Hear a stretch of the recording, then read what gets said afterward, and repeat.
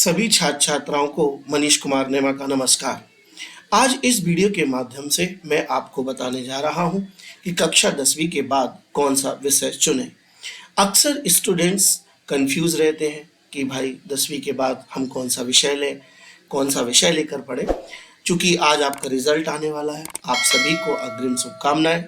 आप अपना रिजल्ट देख करके उसमें जो नंबर आपको मिले हैं उस आधार पर आप अपने विषय को चुन सकते हैं।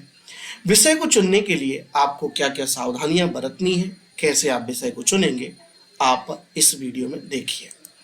सबसे पहले स्वयं प्रतियोगी परीक्षा करें, मतलब आप स्वयं अपनी परीक्षा लें। आप स्वयं विभिन्न प्रतियोगी परीक्षाओं जैसे कि career guidance test, common entrance test आदि का सामना कर अपने आप को चेक करना चाहिए। इससे आपको अपनी रुचियों, क्षमताओं और प्राथमिकताओं का पता चलेगा और उच्चतम रुचि वाले विषयों की पहचान होगी। इस हेतु आप ICS करियर GPS ऐप की मदद ले सकते हैं।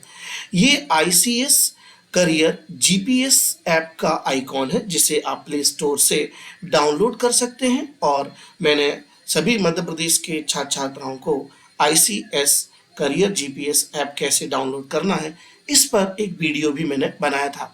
ये बहुत अच्छा ऐप है जहां पर जाकर आप अपने कई प्रकार के परीक्षण दे करके ये पता कर सकते हैं कि आपकी रुचि किस विषय में है।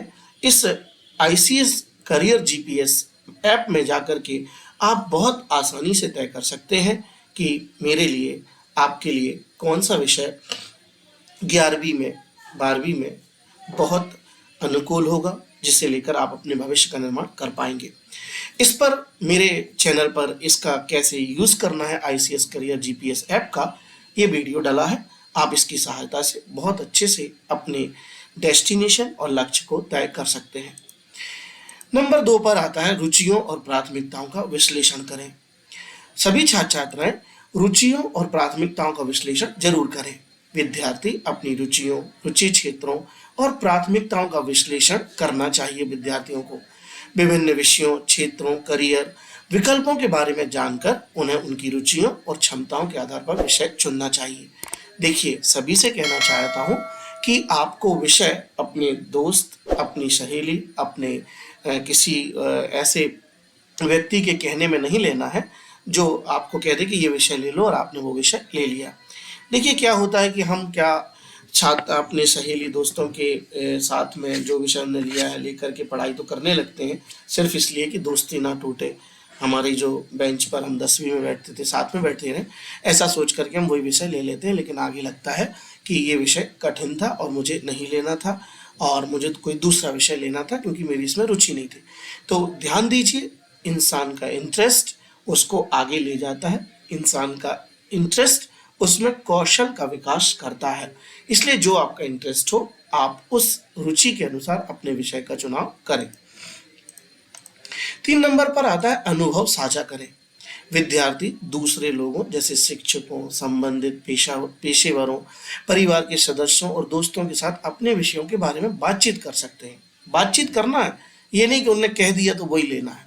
आप बातचीत करिए, उन्हें इस तरीके से विभिन्न विषयों की जानकारी मिलेगी और वे अपने आप को समझ पाएंगे कि उन्हें कौन सा विषय अधिक पसंद है। 4 नंबर पर आता है व्यापारिक दक्षता और रुचि के आधार पर विचार करें। पालक अपने बच्चे को अपने व्यापारिक दक्षता और रुचि के आधार पर विषय चुनने की अनुमति दें।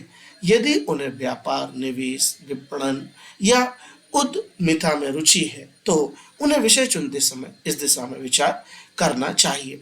ऐसे छात्र छात्राएं जिनका व्यवसाय है, जिनके ऑलरेडी व्यापार है, ठीक, तो वो भी अपने व्यापार को आगे बढ़ाने के लिए कुछ ऐसा विषय चुन सकते हैं जिसमें उनके व्यापार में गति मिलेगी और वो आगे जाकर उस क्षेत्र में सक्सेस भी होंगे। मैं आपको बताने जा रहा हूं कि कौन कौन से विषय ऐसे हैं जो आप 10वीं के बाद ले सकते हैं।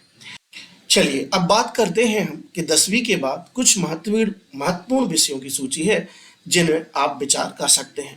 पहला है विज्ञान।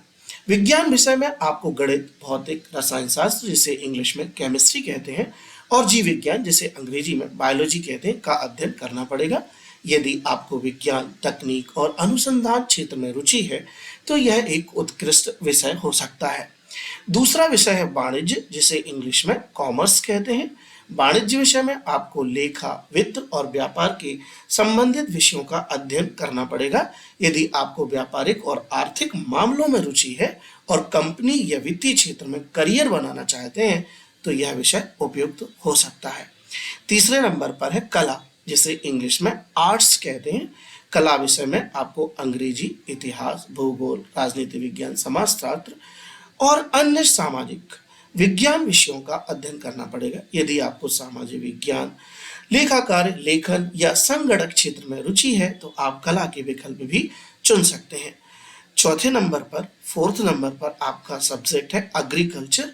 एग्रीकल्चर भी एक बहुत अच्छा विषय है उन लोगों के लिए जो गांव में अपनी खेती बाड़ी कर रहे हैं, जिनके पास अच्छी कृषि भूमि है और वो कृषि को उन्नत करना चाहते हैं, तो वो अपना करियर इस क्षेत्र में इस विषय को लेकर बना सकते हैं।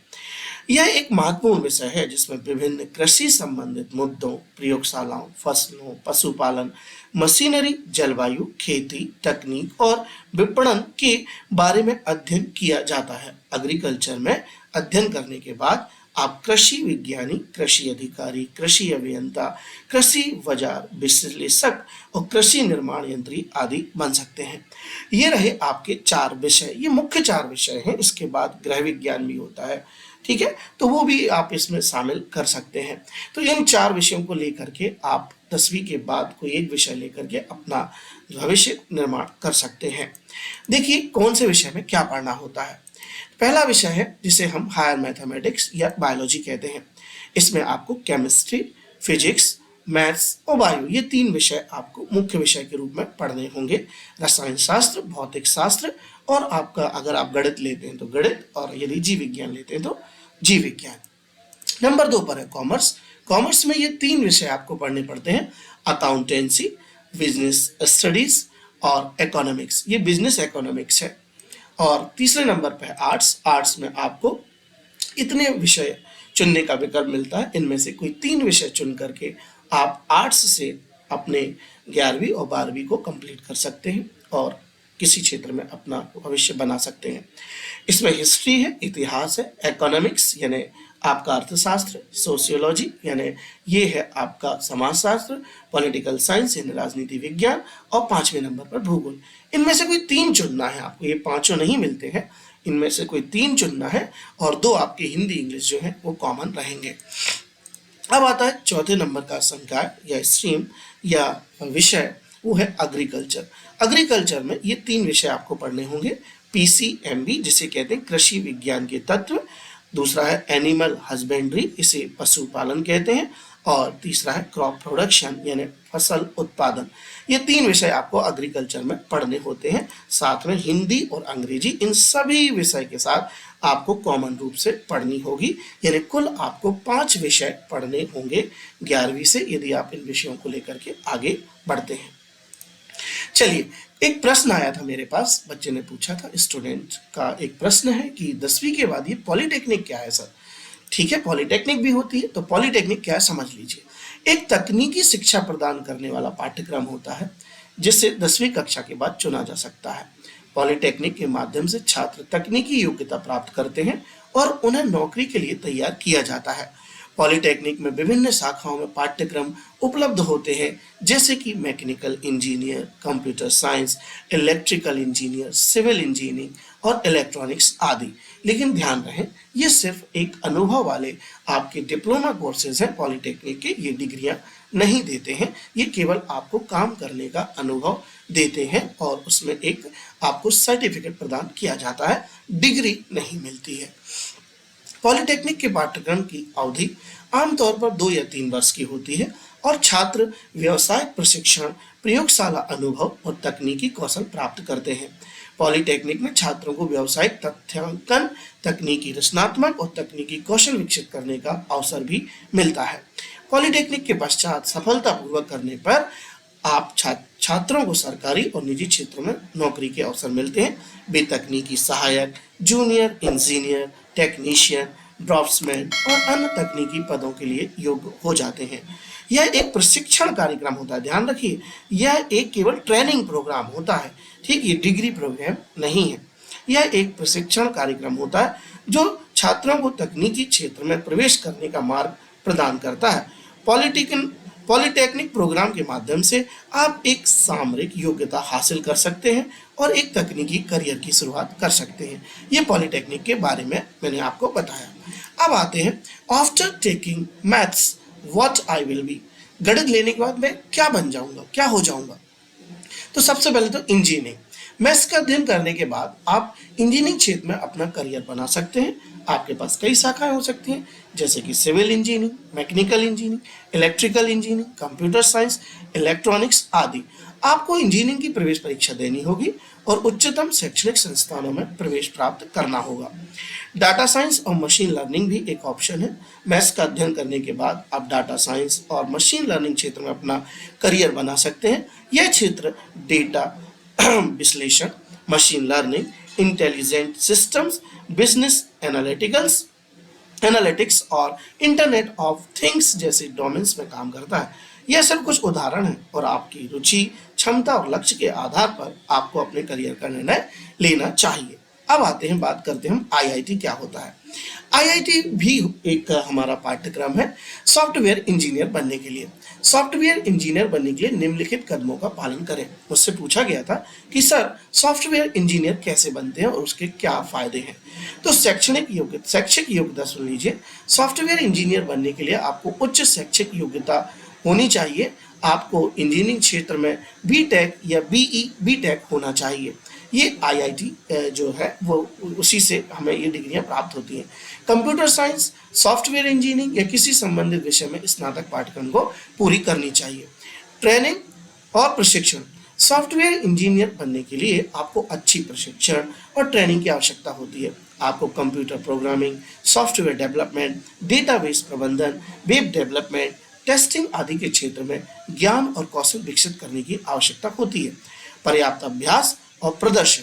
सॉफ्टवेयर इंजीनियर बनने के लिए अच्छे अभ्यास और प्रदर्शन की आवश्यकता होती है। आपको कंप्यूटर प्रोग्रामिंग, भाषाओं, डेटा संरचना, एल्गोरिदम, सॉफ्टवेयर डेवलपमेंट प्रक्रिया, प्रोजेक्ट मैनेजमेंट आदि के क्षेत्र में माहिर होने की जरूरत होती है। Professional network. सॉफ्टवेयर इंजीनियर बनने के लिए एक प्रोफेशनल नेटवर्क तैयार करना महत्वपूर्ण है। आपको इंजीनियरिंग समुदाय में शामिल होना चाहिए और आपको इंजीनियरिंग संगठनों, कॉन्फ्रेंसेस, सेमिनारों आदि में भाग लेना चाहिए। सॉफ्टवेयर इंजीनियर बनने का यह एक सामान्य मार्गदर्शन है, लेकिन यह आपके क्षेत्र और मार्ग पर भी निर्भर करेगा। इस तरीके से हमसे प्रश्न पूछा गया था, सॉफ्टवेयर इंजीनियर बन के क्या फायदा होता है। चलिए, आईआईटी। अब ये आईआईटी क्या है, ये भी एक प्रश्न मेरे पास आया था कि आईआईटी क्या है सर, और ये हम कैसे इसमें प्रवेश कर सकते हैं। आईआईटी का फुल फॉर्म होता है इंडियन इंस्टीट्यूट्स ऑफ टेक्नोलॉजी। में प्रवेश प्राप्त करने के लिए आपको निम्नलिखित प्रक्रिया का पालन करना होगा। परीक्षा। पहले तो आपको एक परीक्षा होती है, JEE कहलाता है या जी मेंस कहलाता है। आईआईटी में प्रवेश प्राप्त करने के लिए सबसे महत्वपूर्ण प्रवेश परीक्षा जी मेंस होती है। आपको जी मेन परीक्षा में उत्तीर्ण होना होगा। परीक्षा जीई एडवांस्ड। तो जीई मेन परीक्षा में सफलता प्राप्त करने के बाद आपको जी एडवांस परीक्षा में भाग लेना होगा। जी एडवांस परीक्षा उन छात्रों के लिए होती है जो जी मेन परीक्षा में श्रेणी में शीर्ष स्थान प्राप्त करते हैं। पंजीकरण। जी मेन और जी एडवांस परीक्षा में उत्तीर्ण होने के बाद आपको आईआईटी पंजीकरण प्रक्रिया में भाग लेना होगा। आवेदन पत्र भरकर और आवश्यक दस्तावेजों के साथ आवेदन करना होगा। काउंसलिंग प्रक्रिया होती है। पंजीकरण के बाद आपको काउंसलिंग प्रक्रिया में भाग लेना होगा। यह प्रक्रिया आपको प्राथमिकताओं के आधार पर आईआईटी कॉलेजों में सीट का चयन करने की अनुमति देती है। योग्यता और चयन। काउंसलिंग प्रक्रिया के बाद आपको योग्यता और चयन प्रक्रिया का पूरा करना होगा। इसमें आपको आईआईटी कॉलेज की प्रत्येक कॉलेज की योग्यता और चयन प्रक्रिया के अनुसार प्रवेश प्राप्त करना होगा। इन प्रक्रियाओं को पूरा करने के बाद आपको आपके चयनित आईआईटी में प्रवेश प्राप्त होगा। यह एक कठिन प्रक्रिया हो सकती है, इसलिए संभावित उम्मीदवारों को अधिक से अधिक अभ्यास और तैयारी करना चाहिए। तो ये रहा हमारा मार्गदर्शन आपके लिए। हम जल्द ही अगले वीडियो में आपको ठीक मैथ्स के बाद आप क्या बन सकते हैं, क्या कर सकते हैं, बायोलॉजी लेकर के आप क्या आगे कौन कौन से क्षेत्रों में करियर हो सकता है आपका, कॉमर्स लेकर के कौन कौन से करियर और क्षेत्रों में आपका भविष्य हो सकता है, आर्ट्स में क्या भविष्य होते हैं, इन सारी संभावनाओं को लेकर के हम अगले वीडियो में आपको मार्गदर्शन देंगे। तब तक के लिए सभी को नमस्कार, धन्यवाद। और आज आपका रिजल्ट आ रहा है, आपको रिजल्ट में आप बहुत अच्छी सफलता प्राप्त करें, आपको मेरी अग्रिम शुभकामनाएं। सभी छात्र छात्राओं को इन सारी चीज़ों के स्क्रीनशॉट लेकर के आप अपने से जो भी परिचित हैं उनको भी भेज सकते हैं, ताकि वो भी इस प्रक्रिया को समझ सके। धन्यवाद सभी छात्र छात्राओं को, और सभी को मेरा नमस्कार।